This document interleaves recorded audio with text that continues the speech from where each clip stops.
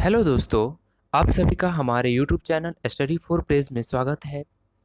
यदि आप लोगों ने अभी तक हमारा यूट्यूब चैनल को सब्सक्राइब नहीं किया है तो आप सबसे पहले सब्सक्राइब कीजिए और साथ में बेल आइकन भी दबाइए, जिससे हमारी हर एक वीडियो आप तक जल्दी पहुंचेगी और आप जल्दी देख सकते हैं। क्योंकि हम लोग जो यहाँ पर डिस्कस कर रहे हैं वो आपको सीटेट पेपर 1 और 2 से बहुत इंपॉर्टेंट क्वेश्चंस है और बहुत इंपॉर्टेंट जो टॉपिक्स है वो सब भी डिस्कस कर रहे हैं। क्योंकि आपका सीटेट पेपर्स बहुत मतलब एक कहे कि टाइम क्लोज हो रहा है धीरे धीरे, और उसको क्वालिफाई करने के लिए हर कोई बच्चा मतलब एक उनकी जो एक एग्जाइटी होती है, एक क्यूरियोसिटी होती है, मतलब अंदर से जिज्ञासा होता है कि हम ये पेपर अच्छे से पास कर जिससे जो हम टीचर्स बन सकते हैं। तो इसलिए हम अभी ईवीएस के जो क्वेश्चन पेपर डिस्कस कर रहे हैं, जो 2000 दिसंबर 2018 का जो पेपर थे।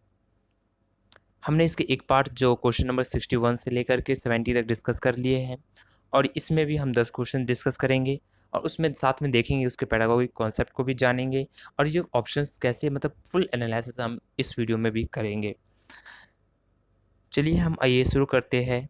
सबसे आज का जो पहला क्वेश्चन नंबर 71। 15 ग्राम ml घनत्व और 3 ml आयतन वाले किसी वस्तु का द्रव्यमान क्या होगा? What is the mass of an object with a density of 50 ग्राम पर ml and volume of 3 ml? ये थोड़ा साइंस का क्वेश्चन है। दिसंबर 2018 में जब काफ़ी मतलब लगभग 1-2 साल के बाद जब ये सीटेट पेपर हुआ था, तो एग्जाम सेटर ने थोड़ा 6th लेवल और 7th लेवल के भी जो साइंस के कुछ जो नेचुरल साइंस के जो कुछ पार्ट्स हैं उनको ध्यान में रखकर भी क्वेश्चन बनाया था। बट फिर बाद में ऐसा मतलब नहीं हुआ, उन्होंने एक्सेप्ट नहीं किया कि बाद में चलिए हम थोड़ा जिसका लेवल जो है पेपर का वो थोड़ा नीचे ही रहेगा, जो प्राइमरी लेवल तक का ही जो होगा, जो 5th तक में ही आएंगे ईवीएस का। तो एक ही पेपर था सीटेट का जो इसमें थोड़ा क्वेश्चंस जो थोड़ा साइंस के ज़्यादा मतलब नेचुरल साइंस के पूछा था, जो एक मेन ईवीएस का था उस हिसाब से नहीं था। तो चलिए कोई नहीं, हम इसका जो पेपर क्वेश्चन है तो सोल्व तो करना पड़ेगा। पेपर में जैसा भी क्वेश्चन आएगा ऐसा नहीं हम छोड़ के आएंगे, यदि किसी भी उसका है। तो इसका जो आप लोगों ने एक फॉर्मूला साइंस जो आप लोगों ने पढ़ी होगी, तो ये जो वी और आपका जो एम है और डी, ये डेंसिटी, मास और वॉल्यूम, ये फॉर्मूला है। हम इसमें देखते हैं कि इसमें हमें क्या क्या दे रखा है। डेंसिटी दे रखी है और वॉल्यूम दे रखी है। तो हमें इसके लिए जो क्या निकालना होगा कि हमें मास निकालना है। तो मास निकालने के लिए हमें क्या करना होगा? वॉल्यूम इंटू डेंसिटी, ये मास का फॉर्मूला है। तो इस फॉर्मूले पे यदि हम बैठाते हैं, मतलब इसको पुट करते हैं, तो इसका जो आंसर आएगा यानी कि कितना है, डेंसिटी कितनी है 15 और वॉल्यूम कितना है 3। तो फिर 3 और 15, जो 15 3 जा 45 ग्राम्स जो होगा answer is A correct option, is A to answer is A correct. And next question number 72। निम्नलिखित में से कौन सा अदिश राशि है? आप लोगों ने एक जब पेपर का तैयार प्रिपरेशन कर रहे होंगे तो आप लोगों ने ये पढ़ा होगा अदिश राशि और सदिश राशि। तो वही है अदिश राशि और सदिश राशि में। तो इसमें से पूछा गया है कि अदिश राशि जो है वो कौन सा है। तो इसका जो है ये दरमा जो मास है, ये सोलर क्वांटिटी है मास, मतलब कि ये जो अदिश हो गया, और बाकी जो है एक सदिश राशि है, ग्रेविटी, मोमेंटम और वेट। ये तीनों जो चीज़ है वो एक सदिश राशि है। तो अदिश राशि कौन सा है? इसमें से मास है। Question number 73। एक ऐसी वस्तु जिसमें से कोई प्रकाश किरण गुजर नहीं सकती वो क्या कहलाती है? मतलब एक ऐसी वस्तु, an object in which no light ray and can pass through is called, उसको क्या कहते हैं? जिससे में से कोई एक ऐसी जिससे कोई गुजर प्रकाश गुजर नहीं सकती, उसको क्या कहते हैं? उसको अपारदर्शिता कहते हैं, है ना। Question number 74। पृथ्वी की सतह पर किसी वस्तु का भार क्या होगा जिसका द्रव्यमान चंद्रमा की सतह पर 10 kg है? What will be the weight of an object on the surface of the earth whose mass is 10 kg on the moon surface? मतलब कि ये क्या है कि यदि चंद्रमा पर जो गुरुत्वाकर्षण की जो बल है वो इसका कितना है? एक छठा भाग है ना, 1/6 पार्ट जो ग्रेविटी फोर्स है वहाँ पे। तो इसीलिए अगर कोई भी मतलब कोई भी शरीर का कोई मतलब शरीर मतलब कोई भी जो है वो चांद पर 10 किलो का जो है, मतलब कोई भी चीज़ वेट जो है वो 10 किलो का वेट मून पर है, तो उसका सिक्स जो होगा वो पृथ्वी पर कितना होगा? वो 60 kg होगा। क्यों? क्योंकि जो उसका ग्रेविटेबल फोर्स है वो चंद्रमा पर जो गुरुत्वाकर्षण का जो बल है वो एक उसका जो है छठा हिस्सा है, उसका जो बल कितना है, छठा हिस्सा है। इसीलिए अगर कोई भी शरीर पर जो चांद पर 10 केजी का जो वजन है, जो पृथ्वी पर उसका वजन 60 किलोग्राम होगा। तो इसके लिए सीधा सीधा आंसर जो है एक छठा भाग है, इसका आंसर क्या होगा, 60 केजी होगा, 16 डैश। तो एक विलय का विघटन दर डैश पर निर्भर करता है। The rate of dissolution of solid depend on, मतलब इसका जो मतलब जो विघटन दर है वो किस पर डिपेंड करता है, थ्री सतह क्षेत्र पर। सुषमा चाहती है कि उसके छात्रों को पैरों के संरक्षण के लिए संवेदनशील बनाया जाए, तो निम्नलिखित में से कौन सी एक ऐसी करने से सबसे उपयुक्त रणनीति होगी। Sushma want to a student to be sensitize for conservation of trees, which one of the following is the most suitable strategy और टू डू सो। मतलब कि एक ये पेडागोगी है कि मतलब सुषमा जो है वो चाहती है कि जो पेड़ों की जो संरक्षण है, कंजर्वेशन ऑफ ट्रीज है ना, तो उसको मतलब एक संवेदना, मतलब उसको बच्चों के अंदर ऐसा जागृत हो कि पेड़ों को ना काटे। तो उसके लिए वो क्या करना चाहती है, ये एक पेडागोगी से देखिए, यदि आप कक्षा में बहस आयोजित करेंगे तो ये डिबेट क्लासरूम में यदि आप डिबेट करते हैं तो ये मतलब ये डिबेट नहीं होगा। इससे क्या होगा, इससे बस डिबेट किस कौन सा टॉपिक होता है, किसी भी एक इशू को लेकर, किसी भी एक पॉलिटिकल इशू होती है, किसी चीज़ पर आप डिबेट करते हैं किसी टॉपिक पे। लेकिन एक कक्षा में यदि बहस आयोजित करेंगे, मान लीजिए छोटा बच्चा है, उसको डिबेट, उसको लॉजिक ही नहीं है, अब उसमें एक डिबेट करने की एक लॉजिक होनी चाहिए आपके पास, लेकिन इसमें लॉजिक नहीं है, छोटे बच्चों के पास तो तर्क शक्ति डेवलप नहीं होता, तो आप कैसे उससे मतलब संवेदना विकसित कर सकते हैं। तो इसीलिए ये जो पहला ऑप्शन होगा वो गलत हो जाएगा। ग्रुप डिस्कशन, हाँ ग्रुप डिस्कशन करते हैं, लेकिन छोटे बच्चों में फिर उतना मतलब थिंकिंग स्किल नहीं डेवलप होती है, और ग्रुप डिस्कशन जो होगा, लेकिन एक बेस्ट अप्रोप्रिएट जो है वो नहीं होगा, है ना, क्योंकि वही डिस्कशन में भी फिर वही आ गई ना, जो डिबेट में एक जो है डिबेट करेंगे, जो डिस्कशन करेगा, तो उसमें भी वही है। फिर पोस्टर बनाना, हाँ पोस्टर मेकिंग कर सकते हैं, बट ये भी उतना पोस्टर मेकिंग से कितना अवेयर करवाएंगे आप, ज़्यादा लोग उससे अवेयर नहीं होगा। लेकिन मुझे ये है, एक मिनट फोर्थ ऑप्शन और देखते हैं कि बच्चों को एक पौधे को अपनाने पर पोषित करने में मदद करना। देखिए कि जब सबसे बेस्ट अप्रोप्रिएट जो आंसर है वो 4 नंबर है। क्यों?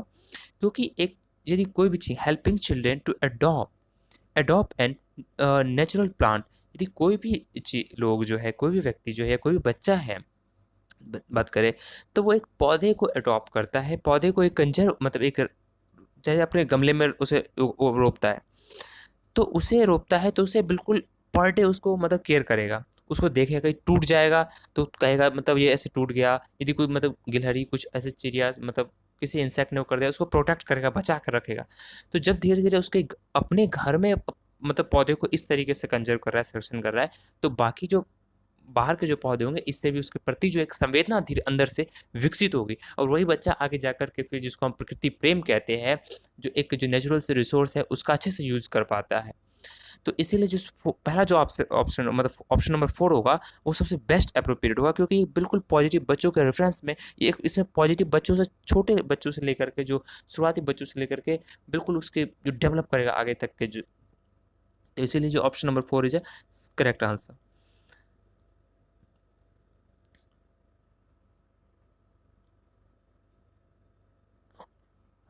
क्वेश्चन नंबर 77, अभय ने अपने छात्रों में उन बीमारियों के समूह में एक सर्वेक्षण करने के लिए कहा जिससे उनके पड़ोसी लोग पीड़ित थे। पाठ्यपुस्तक में सर्वेक्षण का उल्लेख नहीं किया गया है, तो इस शिक्षण अधिगम की रणनीति के लिए कौन सा विकल्प प्रासंगिक नहीं है। देखिए सबसे जो इम्पोर्टेंट चीज़ है वो नहीं बोला गया। सबसे पहले आप क्वेश्चन को जब अटैम्प्ट करेंगे तो आप ये देखिएगा कि इसमें से नोट तो नहीं कहीं लिखा हुआ है, ये चीज़ बहुत मेंशन होती है, बहुत ज़रूरी होती है। तो इसमें से जो पहला ऑप्शन दे रखा है वो क्या है, इसने समुदाय के साथ बातचीत करने का अवसर प्रदान करना। लेकिन देखिए पहले हमको एक बार ऑप्शन दोबारा पढ़ लेते हैं। इसने क्या है, इसने समुदाय के साथ बातचीत करने का अवसर प्रदान करना, इससे बच्चों को वास्तविक जीवन के साथ सीखने में मदद मिली, इसने बच्चों को डेटा हैंडलिंग समझने और एक साथ काम करने में सक्षम बनाना, और इससे समुदाय की उन बीमारियों को समझने में मदद मिली जिससे वो पीड़ित है। देखिए इसमें क्वेश्चन क्या कह रहा था कि अभय नाम का एक स्टूडेंट्स है, वो उन बीमारियों की मतलब एक सर्वे करने के लिए कहता है जिससे अपने उसके लोग, जो उसके आसपास के जो लोग हैं वो बहुत पीड़ित लोग हैं उस बीमारी से, उस डिजीज़ से। तो लेकिन जो पाठ्य पुस्तक में जो एक सर्वे का कोई उल्लेख नहीं है, तो एक मतलब आप ऐसा कौन सा रणनीति बनाएंगे, एक कौन सा ऐसा टीचिंग स्ट्रेटजी प्लान बनाएंगे जो है ना, तो उसका विकल्प प्रासंगिक नहीं होगा। बातचीत करने का अवसर देंगे वो भी होगा। इससे बच्चों की वास्तविक जीवन के साथ सीखने में मदद मिलेगी, बिल्कुल सीखने का। जब बच्चा फील्ड में जाएगा तो वो सीखने को करेगा ही। इससे बच्चा डाटा हैंडलिंग समझने में, जो आप जब डाटा हैंडलिंग करवाते हैं, मैथ्स में भी करवाते होंगे, जब मैथ्स में आप लोगों ने किया भी होगा, तो उसमें कैलकुलेशन होती है, तो उसके लिए भी यूज़फुल है। लेकिन ऑप्शन नंबर 4 क्या है कि इससे इससे समुदाय की उन बीमारियों को समझने में मदद मिली जिससे वो पीड़ित है। भाई वो तो इससे थोड़ी ना पता चलेगा, आप सर्वे करने जाएंगे उससे तो क्या, उसको पहले नहीं पता था कि वो कौन सी बीमारी से पीड़ित है। तो इसीलिए जो सबसे जो मतलब इनका जो आंसर जो गलत होगा, तो ये ऑप्शन नंबर 4 क्वेश्चन के अकॉर्डिंग जो है वो 4 है ना, तो वो आंसर गलत होगा। मतलब आंसर सही होगा जो ऑप्शन में 4 कहा गया है कि नॉट, मतलब कौन सा रणनीति सही नहीं होगी, वो प्रासंगिक नहीं होगी। तो option number 4 is A correct answer. Question number 78, आपातकालीन परिस्थितियों के बारे में बात करने के लिए प्रिया ने बच्चों के अनुभव पूछे। जब उन्हें कभी आपात स्थिति का सामना करना पड़ा तो बच्चों ने आग, बिजली के झटके, सड़क दुर्घटनाओं के साथ अपने अनुभव सुनाए। उन्होंने प्रश्न पूछे, उनकी मौजूदा मौजूदा समझ का आकलन किया और समाचार पत्रों से सड़क सुरक्षा विज्ञापन जैसे संसाधनों का उपयोग करके सुरक्षा पहलुओं पर चर्चा की और क्रमशः आग और बिजली के झटके पर सुरक्षा दिशा निर्देश पर चर्चा के लिए एलपीजी और इलेक्ट्रॉनिक बिल का इस्तेमाल किया। तो प्रिया के द्वारा अपनाया गया सबसे उपयुक्त दृष्टिकोण कौन सा था? देखिए क्वेश्चन को एक बार समझने का प्रयास कीजिए कि जो क्वेश्चन जो प्रिया थी वो एक इमरजेंसी मतलब सिचुएशन ऐसा क्रिएट किया गया कि जिसमें क्या हुआ, एक सिचुएशन ऐसा क्रिएट किया गया जिससे कि देखिए बच्चों ने आग, बिजली के झटके, सड़क दुर्घटना से अपने एक्सपीरियंस उन्होंने शेयर की और उसने पूछे, उनकी जो मौजूदा जो समझ जो अंडरस्टैंडिंग थी उसका असेसमेंट भी किया।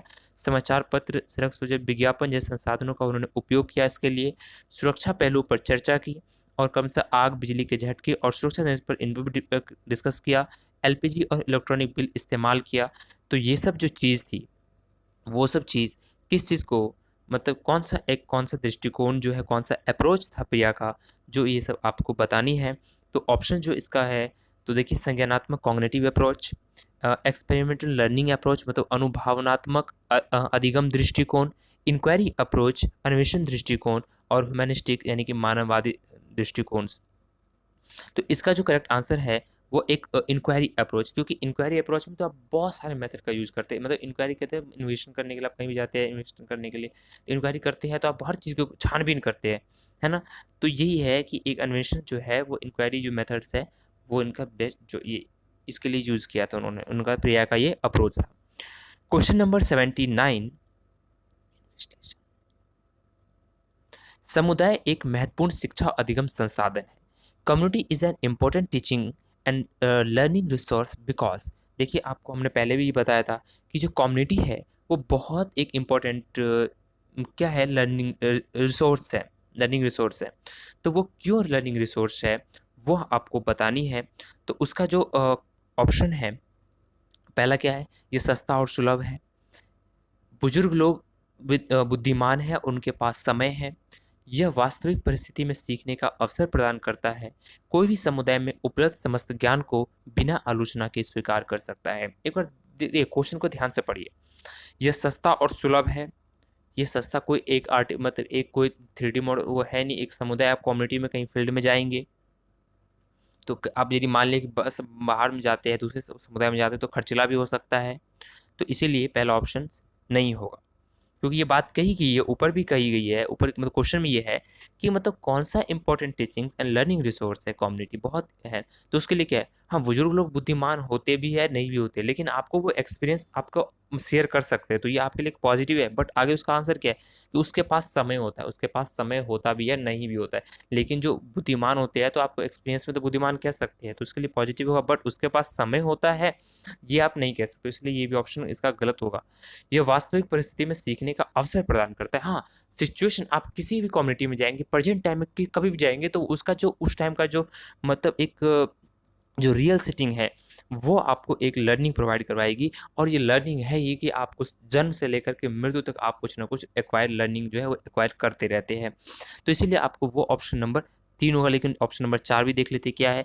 कोई भी समुदाय में उपलब्ध समस्त ज्ञान को बिना आलोचना के स्वीकार कर सकता है। नहीं, हमारे इंडिया जैसे जो डेमोक्रेसी है, यहाँ पे जो लोकतंत्र है, तो यहाँ पे तो कोई चीज़ सही को सही मानता ही नहीं है, सही को भी गलत कहता है और गलत को भी सही कहते हैं। तो ऐसे मतलब हमारे इंडिया में लोग हैं। तो पहली बात, आपको कोई बिना आलोचना के ऐसा तो है नहीं कोई एक्सेप्ट कर लेगा। भले ही आपका जो कुछ लोग होंगे, बट सारे लोग नहीं होंगे, वो भी अंदर अंदर आपको आलोचना ही कर रहे होंगे कि अपने बारे में क्या कर रहा है। यदि आप अपने बारे में बुराई करेंगे तो कहेंगे अपने आप को अच्छा समझ रहा है। तो इस हिसाब से जो मतलब इस वे में भी ले एक मैंने एक जस्ट जोकिंग की है मैंने कुछ ये हमारे इंडिया का एक एक्चुअल मतलब रियलिटी है। तो इसीलिए जो ऑप्शन नंबर 4 होगा ये गलत होगा और option number 3 is A correct answer. Question number 80 EVS शिक्षण अधिगम में कक्षा में प्राप्त अधिगम को विद्यालय के बाहर के जीवन से जोड़ने में और इसे स्मृत करने का क्या तात्पर्य है। In EVS teaching learning linking classroom learning to life outside school and increasing to impulse, मतलब बच्चों को किसी के लिए आप इंक्रीज करेंगे ज़्यादा, तो उसको रियल लाइफ सिचुएशन से जोड़ने के लिए। तो पहला ऑप्शन देखिए क्या है, पाठ्यपुस्तक से बाहर जाना। ये बिल्कुल, ये तो एनसीईआरटी अपने बात करता ही है, लेकिन और भी आगे देखते हैं। वैश्विक पर्यावरण मुद्दे और चिंता को पाठ्यपुस्तक से लिंक करना, पूर्ण विद्यालय दृष्टिकोण और गोइंग बियॉन्ड द कैरिकुलम, मतलब पाठशाला के बाहर जाना। देखिए आप एक बार यहाँ पे देखिएगा कि टेक्स्ट बुक, कैरिकुलम और सिलेबस, ये तीनों चीज़ ना थोड़ा थोड़ा मतलब डिफरेंस होता है, ये एक ही चीज़ नहीं होता है।